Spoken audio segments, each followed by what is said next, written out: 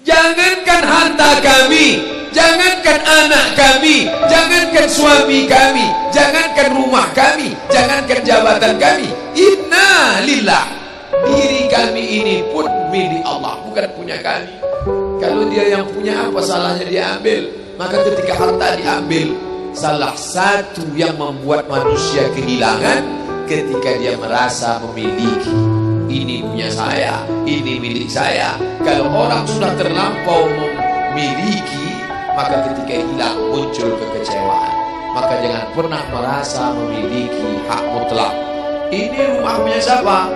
Rumah punya saya, namanya nama saya. Tapi itu titipan Allah, kapan dia mau diambil. Kalau yang menitipkan mengambil, tempat penitipan barang, kita cuma tukang jaga. Pak, titip helm ya, ya, ini nomornya. Pak, titip mobil ya, ya, ini parkirnya. Pak, titip HP ya, ya, ini. Pak, titip tas ya, ya. Kita cuma penjaga barang titipan. Lalu ketika pemiliknya mengambil, kenapa marah?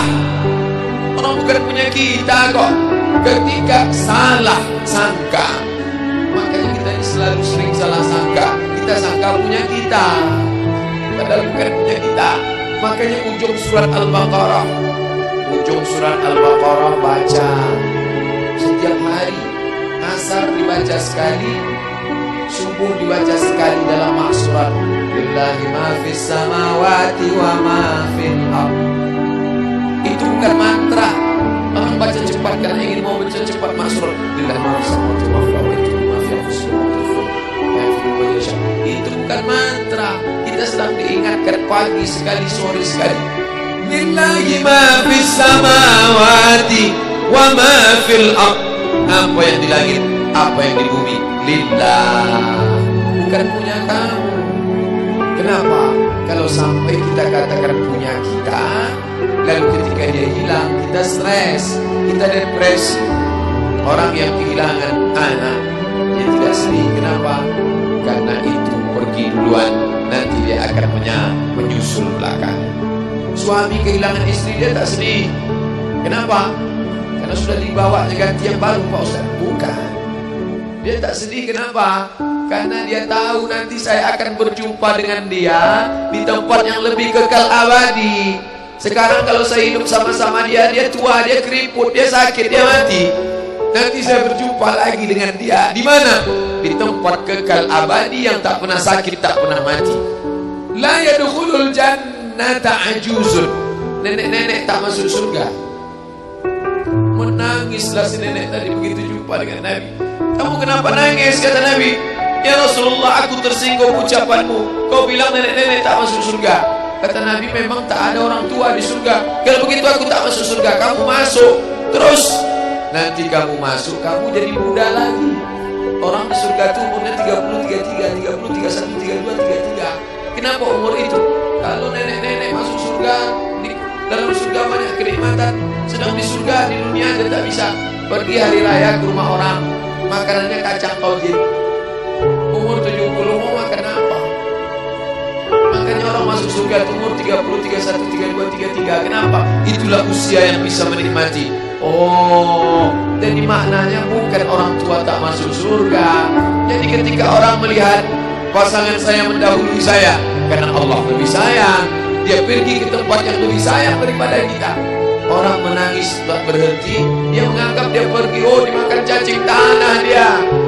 Padahal dia sudah pergi ke tempat yang lebih sayang daripada kita. Kita sayang, tapi sayang kita temporer. Ibu sayang pada anaknya, berapa jam dia bisa sayang? Pergi dia bekerja, dia tinggalkan. Pulang dia bekerja, dia tidur, dia lupa. Berapa banyak anak-anak masuk ke tempat air panas gara-gara orang tua lupa menjaga, teledor. Berapa banyak anak yang jatuh cacat, orang tua yang katanya sayang, tapi sayangnya itu terbatas. Dia sudah pergi ke tempat yang lebih sayang. Siapa dia?